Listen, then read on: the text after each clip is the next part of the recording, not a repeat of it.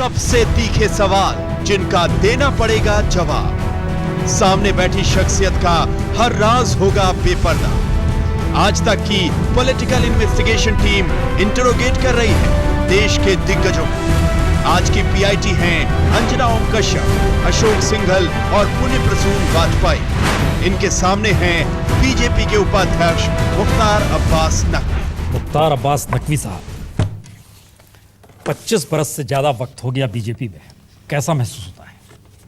देखिए, बीजेपी में एक कार्यकर्ता के नाते और एक पॉलिटिकल एक्टिविस्ट के नाते मैं काम करता हूं और मैं अपने आप को बहुत कंफर्टेबल महसूस करता हूं और ये महसूस करता हूं कि जो भारतीय राजनीति है और जो भारतीय सामाजिक एक आंदोलन है उसका एक हिस्सेदार और भागीदार बनकर के जो कुछ कर सकता हूँ वो कर रहा हूँ। कहाँ कंफर्टेबल महसूस कर रहे हैं? अभी तो अनकंफर्टेबल थे। साबिर अली को ज्वाइन किया आपने, कहा कि दाऊद को भी ले आए पार्टी में।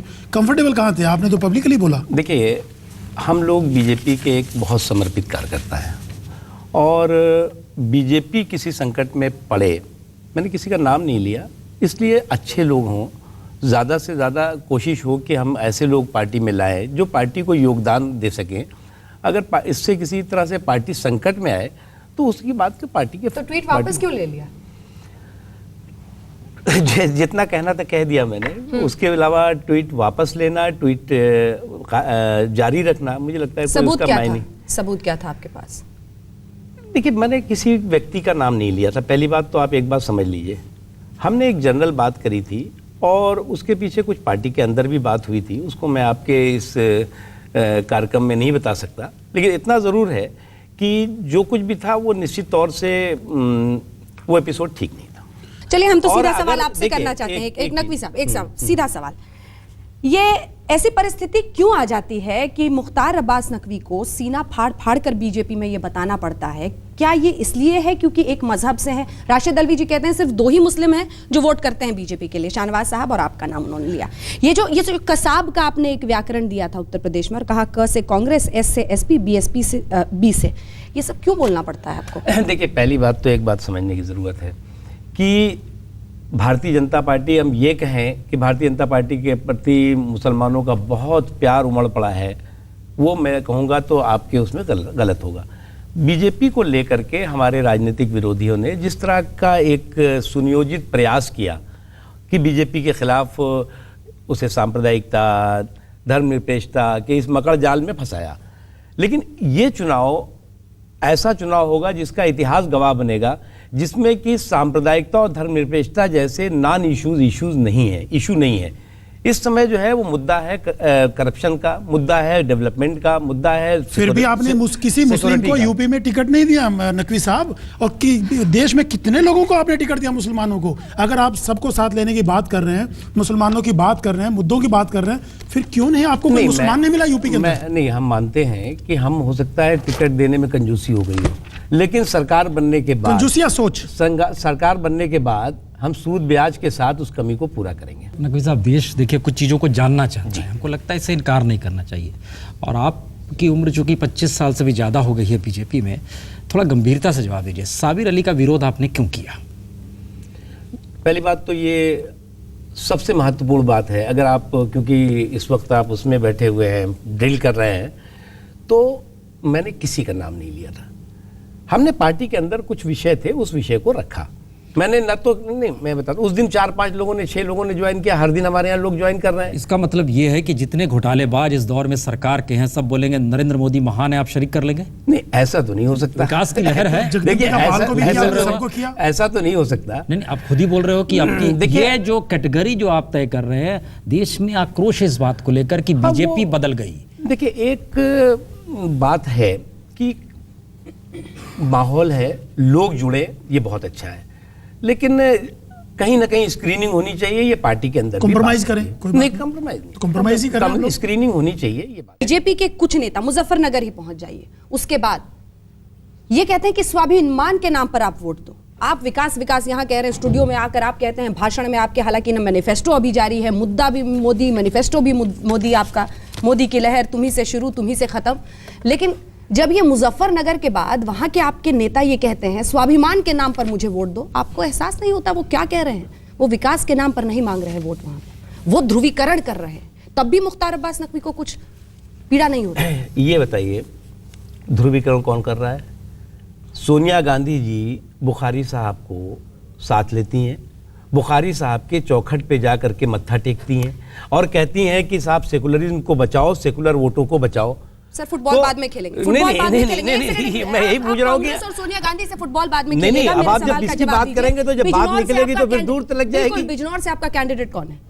बिजनौर से हमारे कैंडिडेट हैं भारतेंदु। हाँ जी। कौन है वो? आरोपी हैं, एमएलए हैं कई बार के, जेल और गए थे अभी, कई बार के जेल है, एमएलए मुजफ्फरनगर दंगों में आरोपी हैं। हाँ। वो घूमते हैं वहां उनको पर सजा नहीं और मिली है। बिजनौर में कहते हैं उनको कि मुझे सर- स्वाभिमान के नाम पर वोट दो। क्या कह रहे हैं वो मुख्तार क्या अब्बास अच्छी बात नकवी है? जी? आप भाषा बहुत अच्छी अच्छी बात समझते है। हैं। जब स्याह स्वाभिमान की दंगा, बात दो होती किताबें है, आपने लिखी हैं। स्वाभिमान की बात स्वाभिमान क्या कह रहे तो हैं? पोलराइज करने की कोशिश नहीं, कौन मैं कर रहा बताता है? हूँ ना, स्वाभिमान की जब बात होती है स्वाभिमान है तो पोलराइज। समाज के सभी वर्गों के स्वाभिमान की, हिंदू के स्वाभिमान की भी, मुस्लिम के भी स्वाभिमान की, और उस क्षेत्र के सभी लोगों के स्वाभिमान। और स्वाभिमान तब आदमी का सुरक्षित रहता है जब उसकी जो है वो उसके सरोकार की रक्षा होती नकवी है। जी, एक तरफ तो आप जहां मुसलमानों को 60 टिकट लोगों नहीं की देते हैं, जान दूसरी गई हो, तरफ जो दंगा वहां भड़काने का स्वाभिमान का आरोप मतलब है क्या होता उनको है? आप टिकट दे रहे हैं, तो क्या मैसेज देना चाह रहे हैं आप लोग? देखिए, पहली बात तो उनके ऊपर जो दंगा भड़काने का आरोप लगाया गया था, वो खुद कमेटी जो बनाई गई उत्तर प्रदेश की सरकार के द्वारा, उसने क्लीन चिट दे दी। अच्छा आपने कहा ये स्वाभिमान गुजरात के मुसलमानों के साथ क्यों नहीं है? गुजरात दंगों का जिक्र आते उनका स्वाभिमान पीछे चला जाता है और पेट की भूख, विकास, इसके नारे लगने लगते हैं। हाँ, देखिए 2002 का जो दंगा था वो डेफिनेटली गोधरा में जो कुछ हुआ, गोधरा के बाद जो कुछ हुआ, उसको कभी किसी ने जस्टिफाई नहीं किया। लेकिन आप ये बताइए कि देश में अकेला इकलौता दंगा तो नहीं हुआ। अगर जो है वो उससे बड़ा दंगा भिवंडी में होता है जब कांग्रेस पार्टी की महाराष्ट्र में सरकार होती है, उससे बड़ा दंगा जो है वो भागलपुर में होता है जब वहां पर कांग्रेस पार्टी की सरकार होती है, जब मलियाना और मेरठ में होता है, अलीगढ़ में होता है। जस्टिफाई क्यों कर रहे हैं? नहीं, मैं दूसरे जस्टिफाई दंगों के साथ नहीं, 2002 मैं उसके लिए जस्टिफाई नहीं कर रहा बताइए हूँ। ना। मैं आपको ये बता रहा हूँ किस चीफ मिनिस्टर को आपने हैंग कर दिया, किस चीफ मिनिस्टर के खिलाफ आज तक जांच हुई। ये पहला देश के इतिहास का दंगा है जब हमारे सेकुलर सिंडिकेट के लोग इकट्ठा हो गए और कहने लगे कि इस दंगे के तो मोदी तो विकास पुरुष बनना चाह दंगों रहे में हैं ना, मोदी जी नकवी को वो साहब, कर मोदी दो। विकास पुरुष बनना चाह रहे हैं ना, कह रहे हैं मैं देश को कुछ नया करके दिखाऊंगा। तो क्यों नहीं माफी मांगते 2002 को लेकर के? राजनाथ सिंह तैयार हैं, बाकी लोग तैयार हैं, नहीं मांगे। क्यों माफी मांगना है भाई? किस लिए माफी मांगना है आप बताइए ना।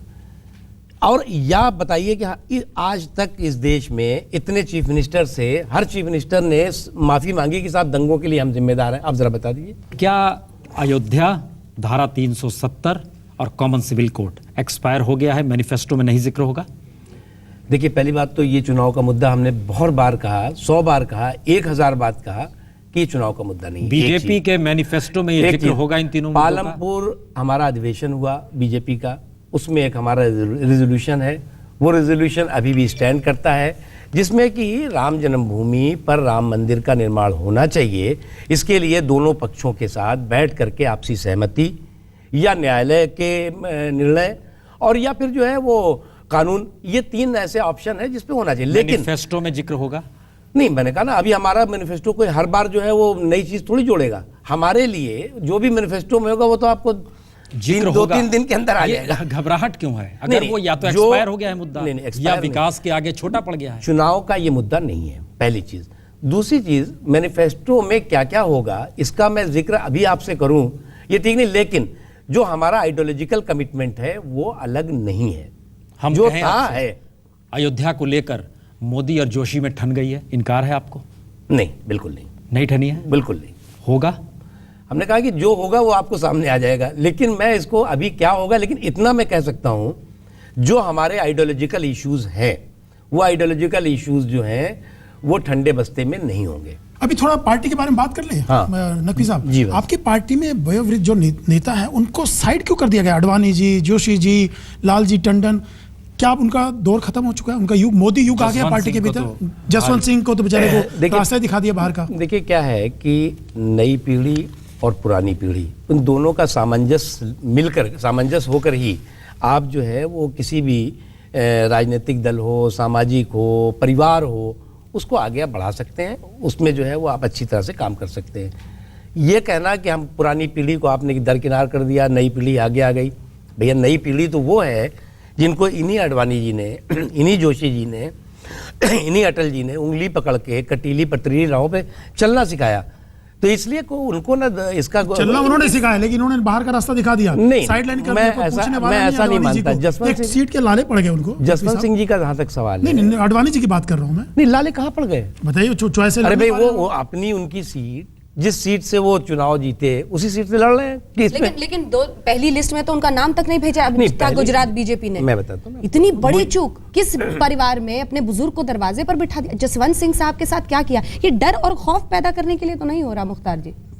पहली सीट, पहली लिस्ट, उसमें गुजरात का किसी का नाम नहीं आया, मोदी जी का भी नहीं आया। सबसे पहले अनाउंस होता था सबसे अडवाणी जी का पहले अडवाणी नंबर 1 नंबर 2 पे हुआ करते थे हमेशा से। सबसे पहले अनाउंस होता था। आई एग्री विद यू, मैं आपसे सहमत हूँ। लीजिए। लेकिन जब जो है वो राजनाथ जी का नाम नहीं आया, जब मोदी जी का खुद का अटल नाम अडवाणी नहीं आया। राजनाथ सिंह नहीं है, अटल अडवाणी राजनाथ सिंह नहीं, लेकिन अटल और अडवाणी का नाम अगर यूपी हम नहीं घोषित करते, अगर हम यूपी की कोई सीट नहीं घोषित करते, तो हम जो है वो उस वक्त अटल जी की भी घोषित नहीं होती। नहीं, अडवाणी जी, अटल जी पहले और दूसरे नंबर पे हुआ हम यही करते कह रहे हैं जो आप कह रहे हैं। हम कह रहे हैं अब ये सब हो रहा है, पहले नहीं होता था, पहले शुरू में होता था। कुछ तो बदलाव दिखता है। बदलाव का मतलब ये है कि डर और खौफ पैदा करने के लिए जो पहले 5 साल पहले हुआ वही अभी होना चाहिए। बदल गया, ऐसा तो बदल गई बीजेपी, बदल गया ना। देखिए, बदलाव तो वक्त की जरूरत होती है। बदलाव को आप जो है वो एक सच्चाई है। कौन सा वक्त बेहतर था?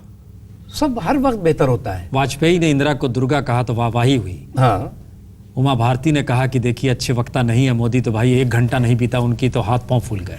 नहीं, उन्होंने जो कहा, उमा जी, वरुण ने राहुल गांधी की तारीफ कर दी, उनको तो ट्वीट करना पड़ा, प्रेस रिलीज जारी करनी पड़ी, भारत सरकार के मोहर लगे हुए। जरूरत नहीं थी करने की, क्योंकि वरुण ने अगर शिष्टाचार के नाते कोई बात कही तो उसमें मैं नहीं देखता कि कहीं कोई गलती थी। कोई नहीं देखता, लेकिन खौफ क्या है? यही तो, ये खौफ कहां से आ गया? परसेप्शन क्यों बन गया? इसके खौफ नहीं कह सकते आप। खौफ नहीं है। राजनाथ सिंह ने कहा बीजेपी की सरकार, थोड़ी देर के बाद ट्वीट करके बोलते नहीं मोदी सरकार।